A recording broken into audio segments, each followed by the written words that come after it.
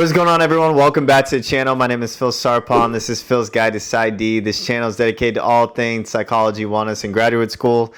Today, we are talking about the top 5 psychology jobs in terms of the highest paid salaries. Now, off the top, I'm actually going to be taking the psychiatry job out of this equation, and I'm actually going to have us just focus on psychology. We will start with number 5 and work our way all the way up to number 1.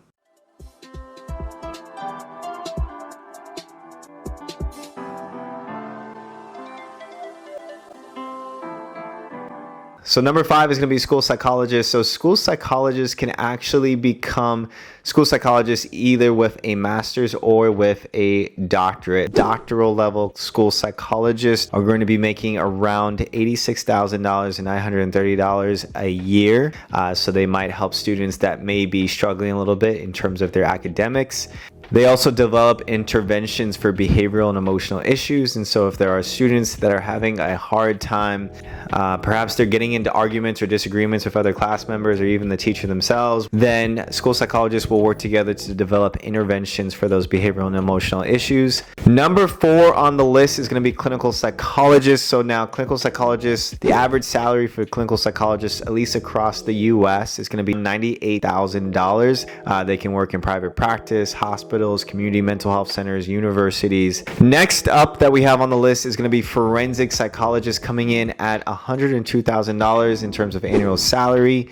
Forensic psychologists typically apply psychological expertise in legal and criminal justice contexts. And so essentially what this means is that they may sometimes work in private practice. They also may work in law firms with other attorneys. They could also be a contractor for law firms. And what's typically going to happen is that if there is a case, these law firms and these attorneys are probably going to reach out to a forensic psychologist to maybe potentially do psychological evaluations on their client. And all of this means is that they might do the typical personality assessments that psychologists will do for personality. They might give something like the MMPI, and then it'll categorize those responses based on whether or not they might fit a mental health clinical scale. They could also consult on jury selection, sentencing, treatment of offenders, and they often do work with attorneys, courts, law enforcement, or correctional institutions. Moving up on the list is going to be neuropsychologists at number 2. Neuropsychologists have an average salary of $120,000 a year. They will study all different types of things: brain injuries, illnesses, developmental conditions, things like ADHD, dementia. For actually most of their work is that they're actually not even doing anything therapy related. They are seeing the client, going through a clinical interview, and just like school psychology, just like forensic psychology, neuropsychologists are going to go through graduate school, clinical psychology school, and then after graduate school get a specialty, whether it's a postdoc in neuropsychology that could usually 2 years for the postdoc, and then after they finish that postdoc, they might actually go into board certification, pass that exam, and then on they go in terms of becoming a neuropsychologist. And now finally, we come to number 1, which is industrial organizational psychologist, with an average salary of around $109,000 per year. For psychologists to work in organizations and companies and nonprofits as it relates to workplace challenges. This could be challenges with employees, with supervisors, with CEOs, with executives. Now, here's the thing. I get this question asked all of the time in terms of why IO psychologists are paid so much. And when you really think about it, if IO psychologists are either working for these companies or contracting for these companies could be Fortune 500 companies. The thing is, these companies have money to spend, especially if it means that if they pay someone to help them with their systems, help them with their hiring, help them solve their issues, their internal issues that are going on, or help them even to hire a CEO, because research shows that who your CEO is for a company is going to much largely dictate the success of the company. And so they have it in their best interest to make sure that they choose the right person. What better person to hire for that job than a psychologist, than an IO psychologist who can, let's say, do some personality testing and assessment for each candidate that's wanting to be the CEO of the company. Sometimes for, let's say, maybe a 3-month contract relationship, it could be anywhere from $20,000 to $50,000. Other contract relationships, if they're coaching or executive, or if it's consulting, or if it's workshops or seminars, could be $5,000, $10,000, $15,000, $20,000.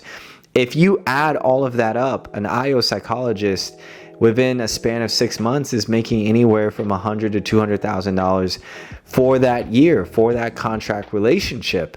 The thing is, though, is that depending on how long their contract relationship is, they may only have a contract relationship for 6 months, 9 months, a year, or 2 years, and then have to go find another contract relationships, right? Or they might have to have different referral systems to refer them other people that want their services. And so when you look online, you're going to see IO psychologists is really high in terms of salary, but that data isn't fully accurate, because there's some IO psychologists that have private practices on the side. There's some IO psychologists that are only doing IO psychology part-time. There's some IO psychologists that are hired full-time for certain companies or corporations. There's some IO psychologists that are independent contractors that are working, 3 months out of the year, 6 months out of the year, 9 months out of the year. There's some contract relationships that last multiple years. There's some that last only for one consultation. And the range of all of those consultations could go anywhere from $5,000 to $50,000 to $100,000 based on the work that psychologist is doing. What I'm really trying to say is that in general, these companies have a lot of money to spend, and so they're willing to pay these IO psychologists a lot of money, because in the future, if they look at the research, the more money they put into making sure that they hire the right CEO, the millions of dollars that they probably will save in the long term. And so that's why, as IO psychologists are working with these contract relationships and Fortune 500 companies, they have a lot of negotiating power. And you have to understand that in the business world, the therapy world is a whole nother thing, right? Therapists and psychologists have to work with insurance companies in terms of trying to figure out agreements in terms of what they're going to be reimbursed. But with companies and organizations and even nonprofits, sometimes they're sitting on an unlimited amount of funds that they are waiting, they're searching to use up. Especially when companies are going through really challenging times, you can see, you often will find that they're willing to pay someone to come in, do an assessment, help us out, help our team. We want to stay together. We want to be a cohesive unit. The healthier our company or our organization is, the more money and profit and revenue that we're going to make. All right, so that is the top 5 psychology, like PhD, PsyDs. If you're looking to go into psychology and get a PhD, get a doctorate, these are top 5 specialty niches in which are probably going to make the most money for you.